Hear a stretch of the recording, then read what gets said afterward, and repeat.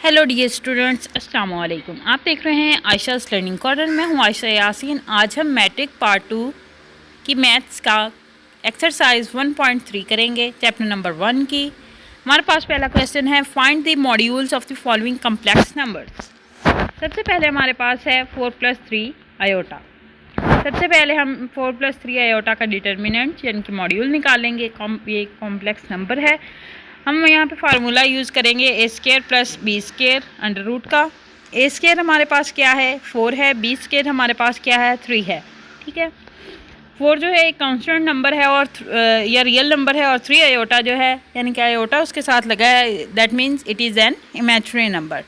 4 का स्केल लेंगे 16 आएगा, 3 का स्केल लेंगे 9 आएगा। तो 16 + 9 कितना होता है, 25, और 25 का अंडर रूट क्या होता है, 5 के इक्वल। ये हमारे पास इसका सोल्यूशन आ गया। अगेन हमारे पास -5 - 4 आयोटा है। सेम फार्मूला यूज़ करते हुए हम लिखेंगे x² + b² और x² + y² और a² + b²।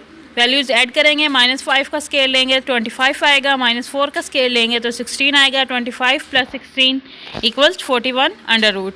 41 as it is होता नहीं है, तो इस तरह हम इसे आंसर लिखेंगे। उसके बाद हमारे पास 3/5 - 4/5 आयोटा है। इनकी वैल्यूज़ को ऐड करेंगे। 3 का स्केल हमारे पास 9 आता है और 5 का 25। उसके बाद हमारे पास 4 का स्केल 16 है और 5 का हमारे पास 25 है।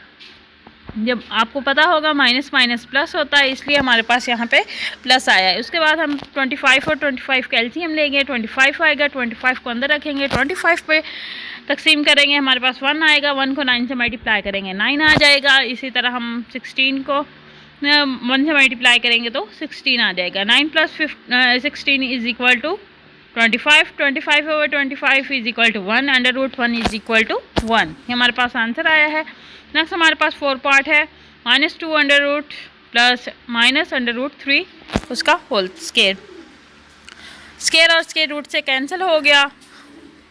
नेक्स्ट हमारे पास √3 के साथ भी स्केयर है, वो भी स्केयर और स्केयर रूट कैंसिल हो गया। 2 + 3 = √5। नेक्स्ट हमारे पास क्वेश्चन नंबर 2 है। वो कहते हैं if z = 2 + 7 iota and z2 = 4 - 3 iota, then verify that z1 + z2 bar = z1 की बार प्लस z2 की बार। सबसे पहले हम लेफ्ट हैंड साइड लेंगे z1 + z2। z1 + z2 लेंगे, उसके बाद जो जवाब आएगा उसकी हम बार ले देंगे। तो z1 हमारे पास क्या है, 2 + 7 आयोटा, और z2 क्या है, 4 - 3 आयोटा। हम लिखेंगे 2 + 7 आयोटा प्लस 4 आ जाएगा, प्लस माइनस माइनस तो 3 आयोटा आ जाएगा। 2 और 4 कितने होते हैं, 6, और 7 आयोटा में से -3 आयोटा निकालेंगे तो हमारे पास क्या आ जाएगा, 6 + 4 आयोटा आ जाएगा।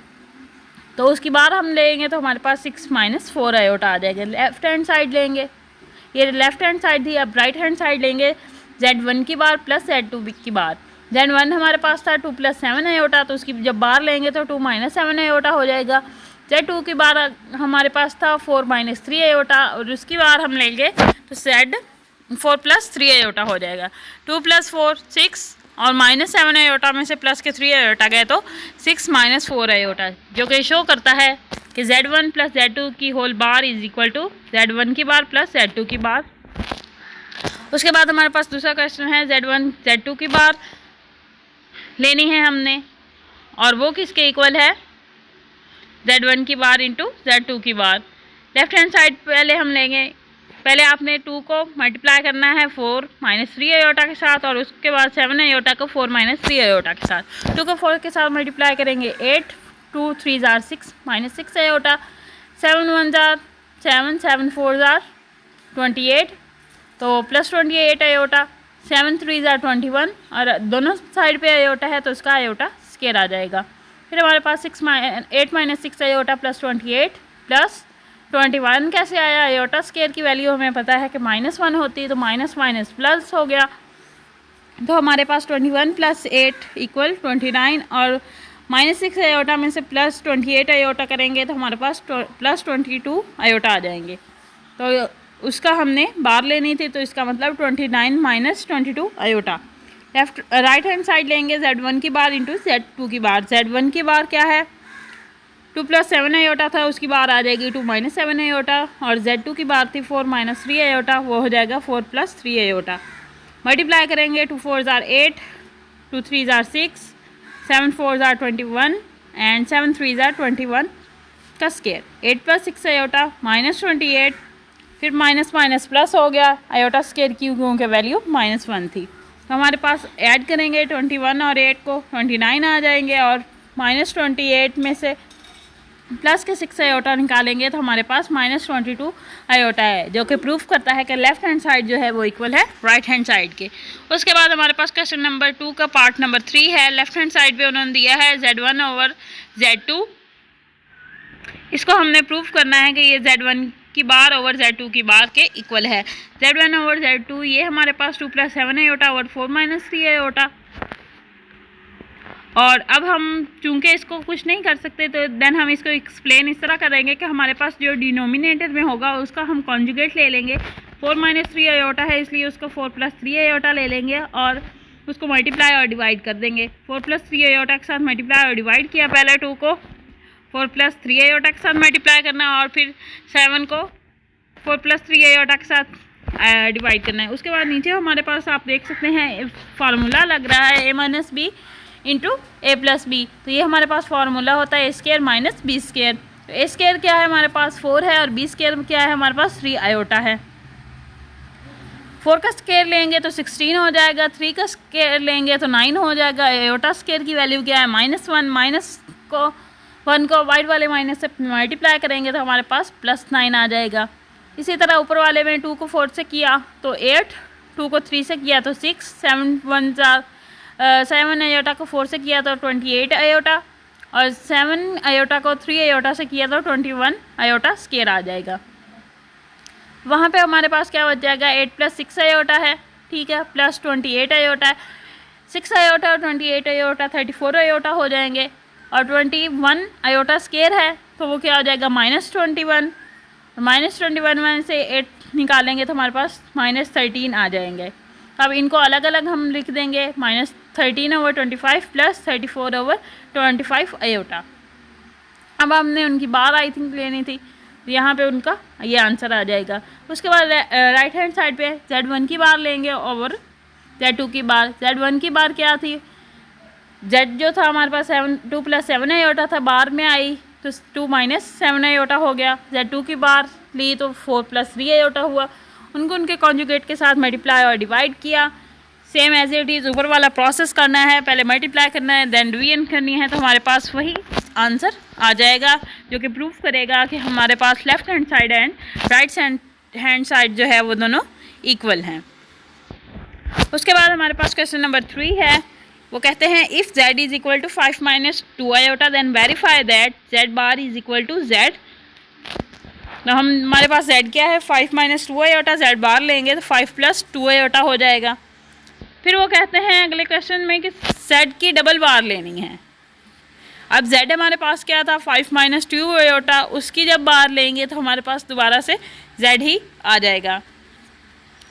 फिर हमारे पास उन्होंने आगे दिया है कि डिटर्मिनेंट Z का है = 5 - 2 आयोटा। वही हमारा पिछला फार्मूला लगेगा कि x² + b² x² + y² या a² + b² √ का। तो A क्या है 5 है, B क्या है -2 है, उनका स्केयर लेंगे तो हमारे पास √29 आ जाएगा। इसी तरह राइट हैंड साइड पे हम करेंगे, पहले उनकी बार ले लेंगे, साइन चेंज हो जाएंगे, उसी तरह फार्मूला पुट करेंगे और आंसर वही आ जाएगा। फिर हमारे पास नेक्स्ट प्रोसेस है, यहाँ पे भी यही फार्मूला गेन करते जाना है कि आपने हर चीज़ को इसके इक्वल करते जाना है कि ये चीज़ आया इसकी इक्वल है या नहीं है। Z की बार लेंगे,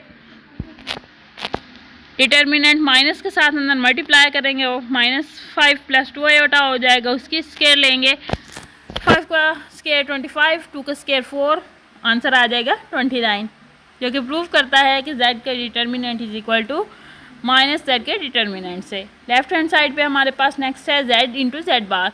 मल्टीप्लाई करेंगे 5 को 5 से किया, या आपके पास एक फार्मूला भी आ जाएगा कि 5 का स्केयर 25 -2 का स्केयर 4।